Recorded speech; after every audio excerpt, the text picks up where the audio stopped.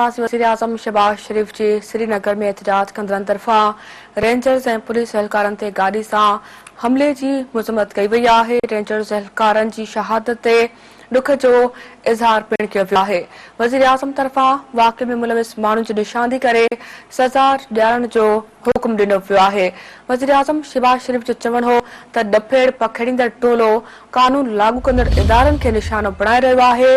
नाम निहाद पुरमन एहतजाज जे ओट में पुलिस रेंजर्स एहलकारनि ते हमलो मुज़म्मत चुको आहे।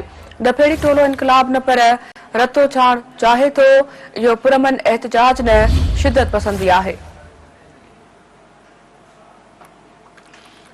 हवा के नाज़रीन अपडेट कंदा हलूं। वज़ीर आज़म शहबाज शरीफ जी श्रीनगर में एहतजाज कंदड़नि तरफ़ा रेंजर्स ऐं पुलिस एहलकारनि ते गाॾी सां हमले जी मज़म्मत कई वई आहे।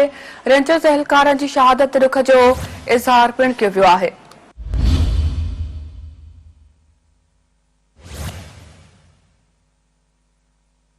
वज़ीर आज़म तरफ़ा वाक़िए में मुलविस माण्हुनि जी निशानदी करे सज़ा ॾियण जो हुकुम ॾिनो वियो आहे। वज़ीर आज़म शहबाज शरीफ जो चवणु हो त डफेड़ पखेड़ींदड़ टोलो कानून लागू कंदड़ इदारनि खे निशानो बणाए रहियो आहे।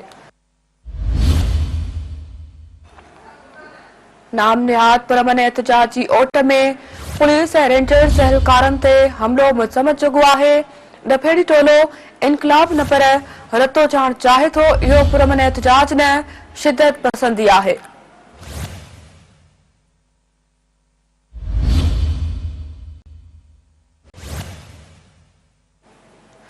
वज़ीर आज़म शहबाज शरीफ जी श्रीनगर में एहतजाज कंदड़नि तरफ़ा रेंजर्स ऐं पुलिस एहलकारनि ते गाॾी सां हमले जी मज़म्मत कई वई आहे। रेंजर्स एहलकारनि जी शहादत ते दुख जो इज़हार पिणु कयो वियो आहे। वज़ीर आज़म तरफ़ा वाक़िए में मुलविस माण्हुनि जी निशानदी करे सज़ा ॾियण जो हुकुम ॾिनो वियो आहे। वज़ीर आज़म शहबाज शरीफ जो चवणु हो त डफेड़ पखेड़ींदड़ टोलो कानून लागू कंदड़ इदारनि खे निशानो बणाए रहियो आहे। नाम निहाद पुरमन एहतजाज जी ओट में पुलिस ऐं रेंजर्स एहलकारनि ते हमलो मुज़म्मत चुको आहे।